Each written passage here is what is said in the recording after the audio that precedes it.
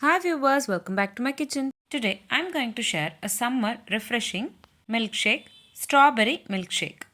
For preparing this recipe, I'm not going to add sugar. Instead of sugar, I'm going to use dates powder. You can also add date syrup. For 1 cup of strawberries, I've added 2 spoons of dates powder. Blend these two ingredients well and later add 1 cup of milk and blend it into a fine mixture. Now in a bowl add 1 cup of milk. On top of it add prepared strawberry milkshake. The proportion to make strawberry milkshake is take 2 cups of milk, 1 cup of strawberries, 2 spoons of dates powder. Blend all together well for a refreshing summer drink. I am garnishing with green pumpkin seeds. That's it. Refreshing summer drink. Strawberry milkshake is ready to serve.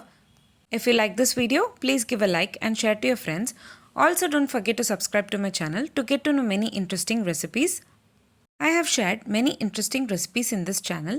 I will provide all the recipe links series wise in the description box below. Please do check on the same. Let me meet you again in my upcoming interesting recipe. Thanks for watching.